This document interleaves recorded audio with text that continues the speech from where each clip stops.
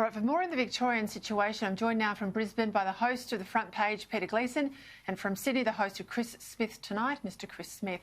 Now, Chris, I'm going to start with you. I was about to go to bed last night. I saw breaking news straps across the bottom of the TV saying that there'd be a press conference at 10:30. Now, I've had plenty of years in politics. A late night press conference is never good news.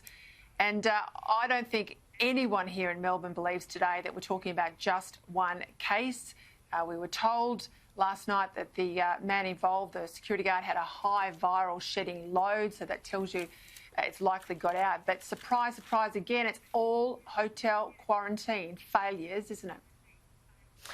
Well, I don't know. Maybe it's because I'm not in Melbourne, Peter. I get a very different feedback on this issue from my Melbourne colleagues and my Melbourne family friends than I do when I talk about this in Sydney. In Sydney, maybe it's because we've lived with clusters in not just one area but also other areas at the same time. And maybe we've just got a different perspective on this.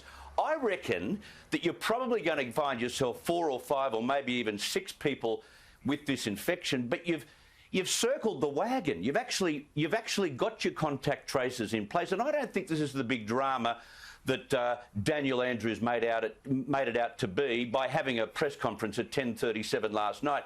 Talk about drama. He laps this stuff up. He must love the sound of his own voice. I don't know why.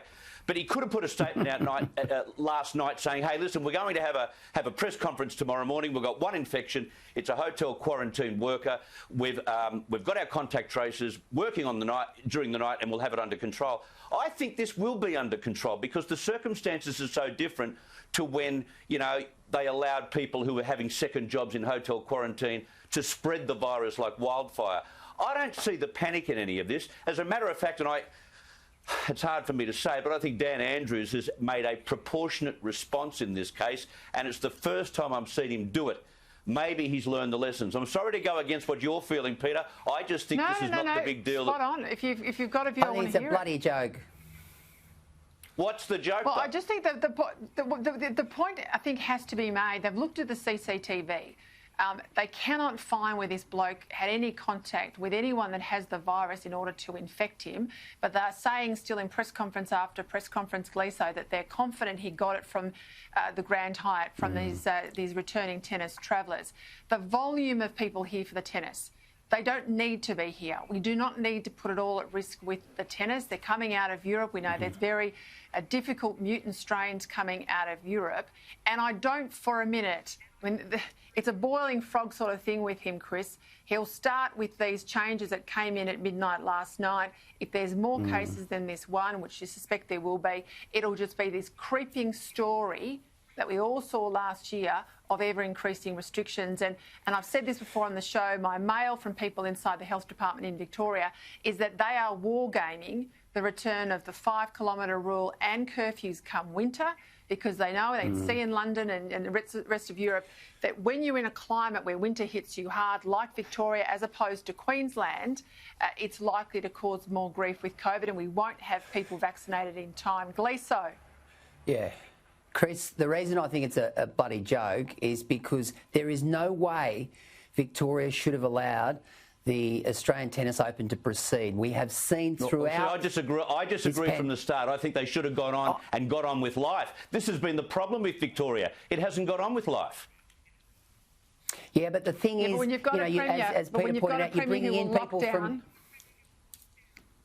If his first move is to lockdown, why test it, Gleeso? I agree with you. That's why so many people from Victoria are fleeing to southeast Queensland and New South Wales at the moment. They are scared. I was going to say something else, but they're scared of this fellow because of his draconian actions. I mean, he's got form for this. And last night I was on air, Paul Murray and I went on air when this particular press conference happened. We were absolutely certain that at 10:30, as you say, Peter, nothing ever good happens when a politician, a premier, stands up at 10:30. But he decided not to go with the lockdown, which, Chris, I agree with you. I think in some respects he has shown a little bit of common sense. But I have no idea why they've allowed the tennis to go ahead when there are so many people from, you know, the English strain, the UK strain, the African strain, people coming in from but elsewhere. Hang on, what's the damage here? What's the damage? Wake up. You've only got one infection. You've only got one infection. You probably will only end up with one infection. Chris, I buy that argument if he behaved like Gladys Berejiklian, if his modus operandi was to deal with the outbreak. The guy's out of control. He is a panic merchant and he will head us to lockdown if this isn't under control. And I don't think, if you look at the lessons that they're supposedly learning out of COAT, I am not confident those lessons are learnt. Well, we'll see. But I just think that Victoria, for the first time ever, have got on with the rest of life. And you should be... we're first world. We've got first world health facilities, first world, supposedly, legal structures to be able to put all the things in place to take people from other parts of the world, house them properly, put them in hotel quarantine. Most of the tennis players are raving about how the Australians and the Victorian government are handling this. You got one case. And look, in some ways, I can't understand why he hasn't allowed everyone back to work. Yeah, one case made, but we are back to wearing masks everywhere, masks in our car, masks in our homes. We've gone from having 30 people in our homes. Imagine if you had a wedding or a party this weekend, suddenly you're down to 15. Mate, we have seen pausing the opening. Before.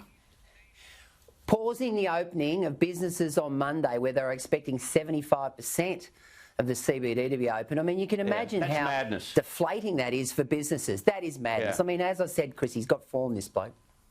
I'll leave it here, but I am not begging him to lock us down. But what I'm saying is we've put it all at risk with the tennis. We didn't need to do this.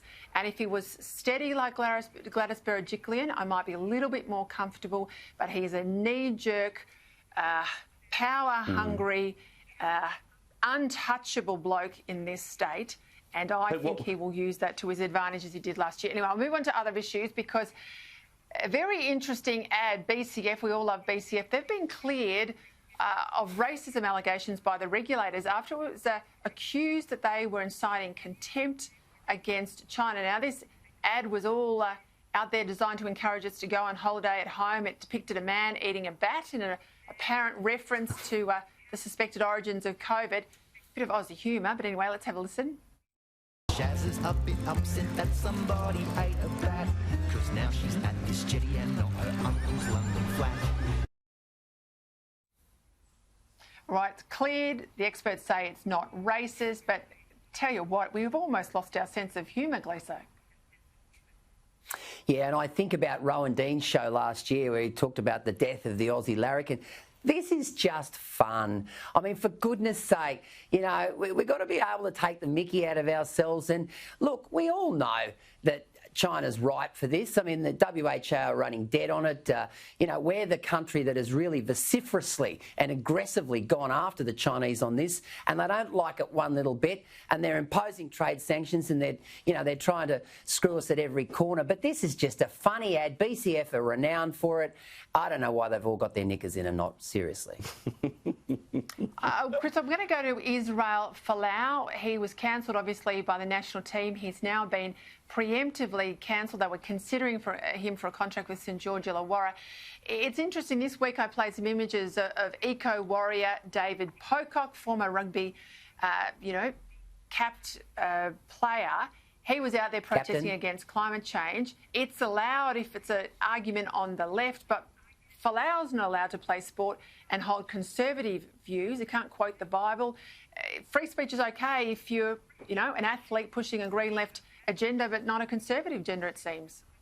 Yeah, very true. There are two issues. One issue is about whether he should say what he says, and he did keep his comments outside of social media towards the end of his footballing career, and preached his beliefs on these issues from his Pentecostal church. So he did, temper some of the comments he had to make and probably kept them in the context that they should have been, which is inside a church. So I don't get why there's so much of an aggro about this. He's allowed to express his view. He's allowed to follow a strict interpretation of his Bible, surely. But the other issue is those silly Dragons. Who at the Dragons thought that by putting a conversation out with the possibility of hiring Israel Folau, that this would somehow go under the radar? He has split and divided the community. Like, it's just so ignorant. And then all of a sudden they find out, well, he won't put anything on social media. My information is he said, well, he'll preach as much as he wants to preach at his church. And that's when they ran for the hills. How embarrassing. Peter, egg all over the face of St George Illawarra. Just quickly, Peter, can I add, I mean, you know, talk about, you know, throwing stones. I mean, here's a code that has been racked in recent years by, you know, drug scandals, assault scandals. The prospective captain of the Broncos, Payne Haas, has just been caught in an expletive-laden tape, giving it to cops. These guys are all being given a pass. I don't agree with Israel Folau. Female cop. I don't agree with Israel Folau. I have a lot of friends who are gay and are married, and I love them. But he's entitled. I mean, he didn't sort of snort coke. He didn't murder anyone. He didn't assault anyone. He didn't taunt cops. And yet he's being singled out by the woke brigade. You know, these you know, corporations are being absolutely played by the woke brigade. Mate, it is an upside-down world. Absolutely upside-down world. Chris Smith, Peter Gleeson, thanks for your time. See you next week. Thank you, Peter.